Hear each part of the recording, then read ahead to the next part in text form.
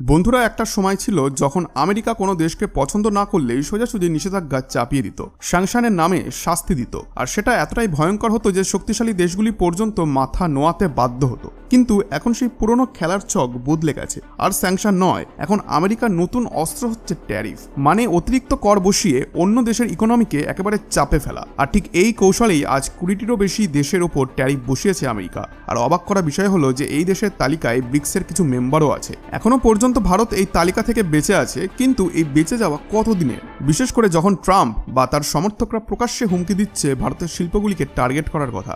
চমকে দেওয়ার মতো তথ্য সামনে এসেছে যে আমেরিকা সরাসরি বলে দিয়েছে যে তারা ভারতের দুটি ইন্ডাস্ট্রির ওপর অ্যাটাক করবে, এক হচ্ছে কপার আর হচ্ছে ফার্মাসিউটিক্যাল। এবং এই অ্যাটাক হবে কোনো সাধারণ কাস্টম ডিউটি নয়। কপার পণ্যের উপর বসানো হবে 50% পর্যন্ত ট্যারিফ, আর ফার্মাসিউটিক্যাল পণ্যে লাগানো হবে 200% পর্যন্ত ট্যারিফ। ভাবুন তো একবার, এই দুই সেক্টর শুধুই বাণিজ্য নয়, ভারতের বৈশ্বিক পরিচয়ের অন্যতম স্তম্ভ।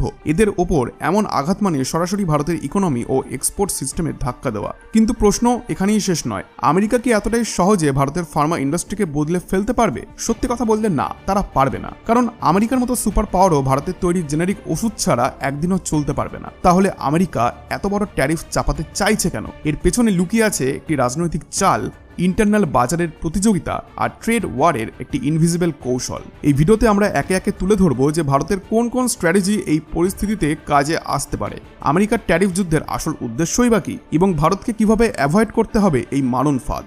বন্ধুরা, ভিডিওটি শুরু করার আগে একটি ছোট্ট অনুরোধ করব, এখনো পর্যন্ত যদি আপনি ভিডিওটিকে এনজয় করে থাকেন তাহলে ভিডিওটিতে একটি লাইক দিয়ে আমাদের এই চ্যানেলটিকে এখনই সাবস্ক্রাইব করে দিন। দেখুন বন্ধুরা, ট্রাম্প কি সত্যিই ক্ষেপে গেছেন, নাকি এটা শুধুই একটি রেগে যাওয়া হঠকারী সিদ্ধান্ত, তা তো সময় বলে দেবে। কিন্তু একটা জিনিস এখানে স্পষ্ট হয়ে গেছে যে ভারত সহ অনেক দেশের প্রতি আমেরিকান মনোভাব দিনে দিনে বদলে যাচ্ছে, আর সেটা বেশ স্পষ্টভাবেই বোঝা যাচ্ছে তাদের পদক্ষেপে।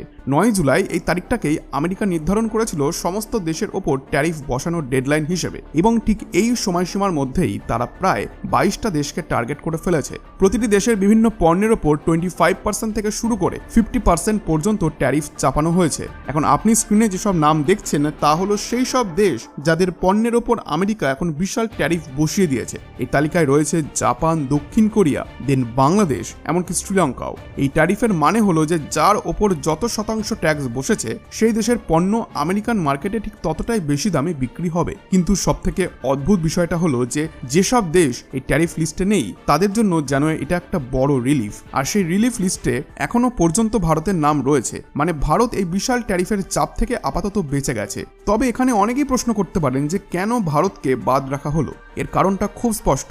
আমেরিকাও জানে যে ভারত তার জন্য কতটা গুরুত্বপূর্ণ, আর সেই কারণেই তারা খুব শীঘ্রই ভারতের সঙ্গে একটা মিনি ট্রেড ডিল চূড়ান্ত করতে চায়। এই অবস্থায় আমেরিকা ভারতকে 1 আগস্ট পর্যন্ত সময়সীমা দিয়েছে। এই সময়ের মধ্যেই যেন Bharat mini trade deal sign করে নেয়। কিন্তু সমস্যা হলো এই সময়টাকে কাজে লাগিয়ে আমেরিকা একের পর এক চাপের কৌশল নিচ্ছে, যাতে ভারত চাপে পড়ে এবং তাদের শর্তে দ্রুত চুক্তিতে রাজি হয়ে যায়। শুরুতে আমেরিকা ভারতের ওপর চাপ সৃষ্টি করে বলেছিল যে তারা চাইছে ভারত যেন তাদের GM crops, genetically modified crops এর ওপর থেকে জমিয়ে রাখা সমস্ত বিধিনিষেধ তুলে নেয়। তাদের বক্তব্য ছিল ভারত যদি এই জিএম ফসল আমদানি করতে দেয় তাহলে তবেই তারা ট্রেড ডিল করবে। কিন্তু ভারতের কাছে এটা কোনো সাধারণ সিদ্ধান্ত নয়, কারণ জিএম ক্রপস ঢুকতে দিলে ভারতীয় কৃষকদের ভবিষ্যৎ ধ্বংস হয়ে যেতে পারে, দেশের কৃষিভিত্তিক অর্থনীতিও বড় ধাক্কা খেতে পারে। এই কারণেই ভারত এখনও আমেরিকার এই দাবিকে প্রত্যাখ্যান করে এসেছে। যদিও ট্রাম্প প্রশাসন একাধিকভাবে চাপ দিতে থাকছে, কিন্তু এবার তারা চাল বদলে একটি নতুন গেম শুরু করেছে।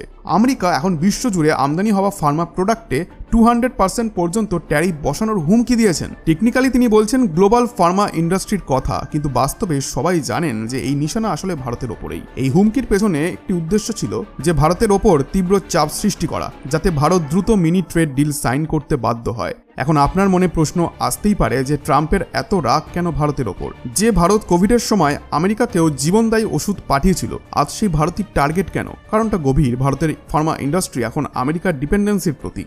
আমেরিকা তাদের মোট জেনেরিক ওষুধের 33%-এরও বেশি ভারত থেকে আমদানি করে। অ্যান্টিবায়োটিক হোক বা ডায়াবেটিস, হার্ট বা ক্যান্সারের ওষুধ, ভারত এখন আমেরিকার সবথেকে বড় সাপ্লায়ার। এখানেই শেষ নয়, ভারত জেনেরিক ওষুধের দুনিয়ায় সবথেকে বড় সাপ্লায়ার। বিশ্বের প্রায় প্রত্যেকটি কোনায় কোনায় ভারতের ওষুধ রপ্তানি হয়। এই কারণেই ভারতকে বলা হয় ফার্মেসি অব দ্য ওয়ার্ল্ড।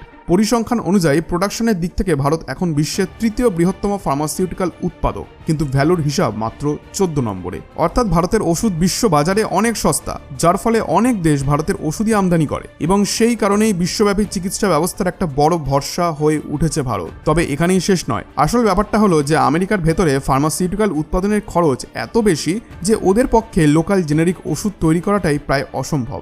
মানে যদি ভারত একতরফাভাবে সিদ্ধান্ত নেয় যে আমরা আর আমেরিকাকে ওষুধ রপ্তানি করব না, তাহলে আমেরিকার অবস্থা একেবারে কাহিল হয়ে যাবে।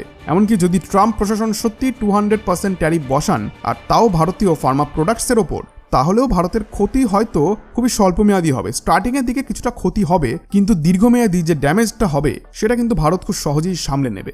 বিপরীতে আমেরিকার জনগণকে ওই একই ওষুধ দুগুণ দামে কিনতে হবে, কারণ ভারত ছাড়া তাদের কোনো উপায় নেই। এই নির্ভরতা রাতারাতি তারা ভাঙতে পারবে না। এবার আসি দ্বিতীয় টার্গেটের দিকে, সেটা হচ্ছে ভারতের কপার ইন্ডাস্ট্রি। ট্রাম্প ঘোষণা করেছেন যে বিশ্বজুড়ে আমদানি হওয়া সব কপার প্রোডাক্টসের ওপর 50% ট্যারিফ চাপানো হবে।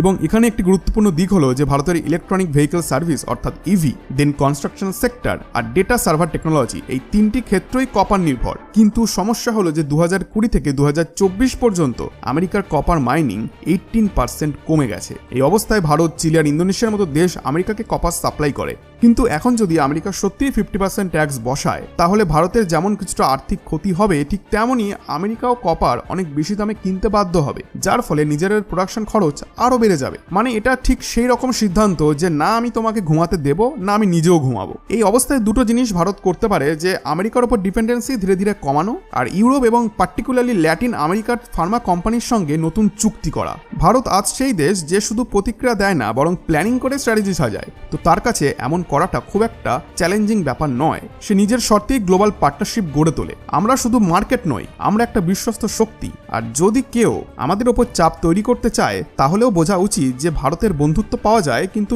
দয়া নয়। এই মেসেজটা পৌঁছানো দরকার গোটা দুনিয়ায়, যে ভারত ব্যবসা করে কিন্তু নিজের শর্তে, নিজের মর্যাদা দিয়ে। বন্ধুরা, একটি ছোট্ট অনুরোধ করব, ভিডিওটিকে শেয়ার করুন, চ্যানেলটিকে সাবস্ক্রাইব করুন, আর অবশ্যই আপনাদের মন্তব্য জানিয়ে দিন। আপনার মতে ভারত কোন পথে এগোতে পারে এই গ্লোবাল চাপের যুগে? অবশ্যই কমেন্টে জানান আপনার মতামত।